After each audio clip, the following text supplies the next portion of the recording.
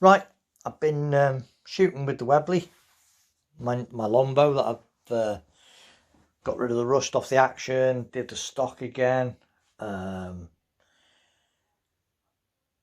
basically just put a little bit of molybdenum grease on the spring. And other than that, I haven't really touched the internals of this rifle.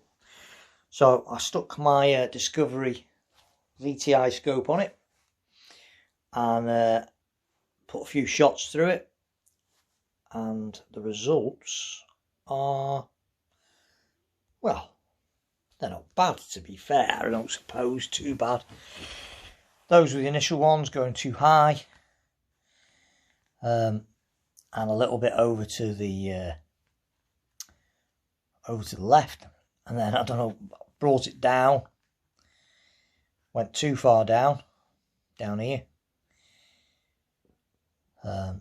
So there was 2 shots, or 3 actually. Those 3 there were too low.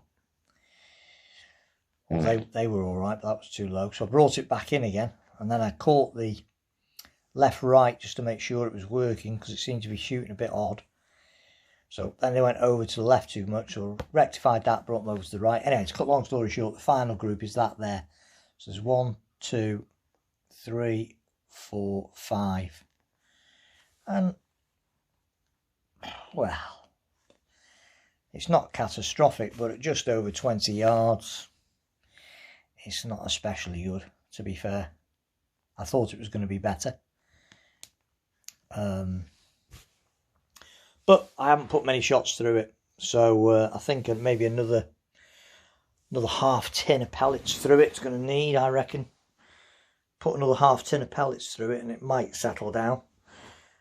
I might be being a bit critical, really, because it is quite an old, I mean, it's a Birmingham-made Longbow as well, so it was made before they moved their production to Turkey, before they were bought out. Pardon me. So, and my other Springer that I shoot is a Walther LGV in 177, and as everyone knows, the LGV is capable of the same sort of accuracy as a PCP. So maybe I'm being a bit harsh on and expecting a bit too much from this rifle, but I did think it'd do better than that at 22 yards.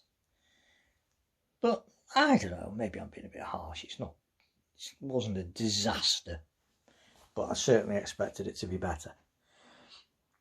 So what I'll do, I'll tighten everything up, because it's I've noticed the stock screws have come a little bit loose, so I'm going to stick a little bit of Loctite on those. Tighten them back up again with a bit of Loctite on. Tighten the scope up just to make sure. And then I'll put another half tin or so pellets through it and see if it improves any. Hopefully it will. If it improves a little bit, I won't bother messing about with it. If it doesn't, I might have to get it stripped down and have a little look inside and see what's going on. But, you know, it doesn't shoot too bad. Compared to the Walther, obviously, it's a bit twangy and a bit thuddy. But it's not too bad, really, for an old Springer. It's not bad at all, really. It doesn't shoot too bad at all. Trigger's okay, I suppose. And the reason I want to get this up and running, if I can, is fairly obvious. With the this COVID-19 thing, this coronavirus, it's closed down all the gun shops. It's closed down anywhere you might have took your cylinders to get them recharged. I fill my PCPs off a dive bottle. It's not a massive dive bottle, it's only a fairly small one. And obviously, because I do a fair bit of shooting, I'm running out of air. And unfortunately, once that cylinder's empty, that's it.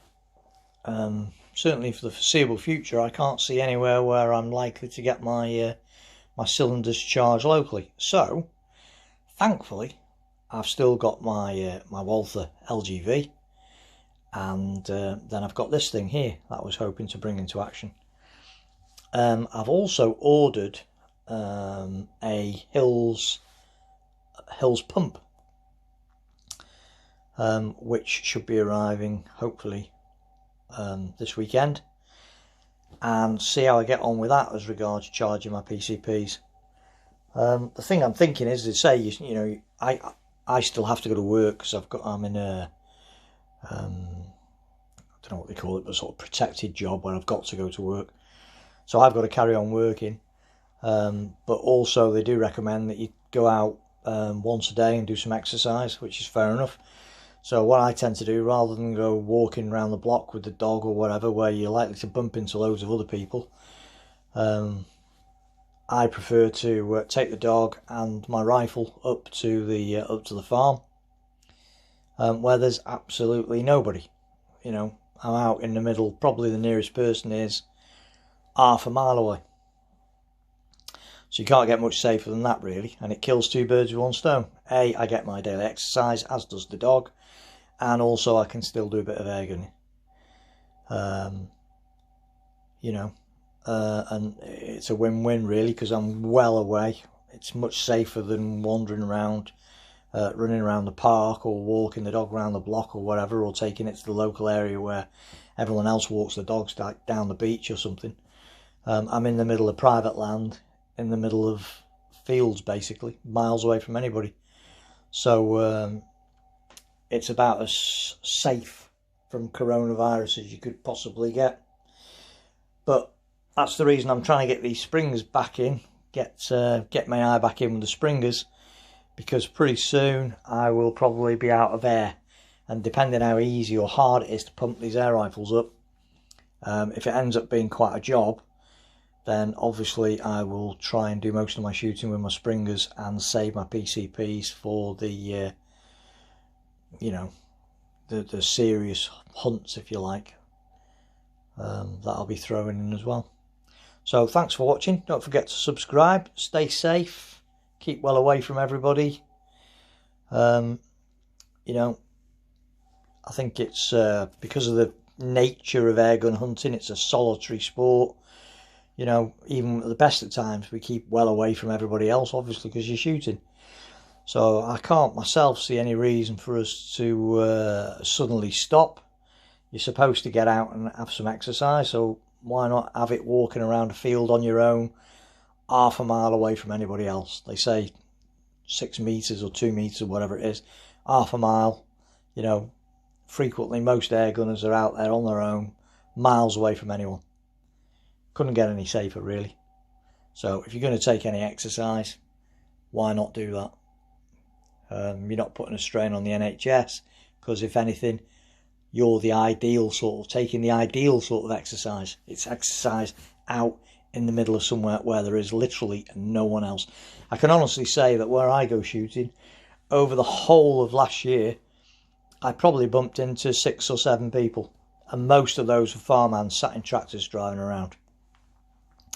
Or the odd couple of people that walk their lurchers on the far side of the fields, who wave at me usually when they see them. But certainly, as regards close contact, you can whittle that down to the landowner at Christmas when I dropped his bottle of booze off. I do a little rounds every Christmas to drop drink off at the different farms, and that, generally speaking, is about the only time I ever see anybody when I'm out and about. So I think, you know, it's being responsible, it's being safe, it's better than walk. You know, you've got to take the dogs out for a walk, they've got to go out for a walk, got to get some exercise. So it's a case of either go down the farm, take the rifle with me and walk around there where there's nobody, or risk walking around the block where everybody else is going to be out doing the same thing. All right, they're all trying to keep the distance, but, you know, better off out in the fields, I reckon. So stay safe, carry on, and keep subscribing. Thanks for watching.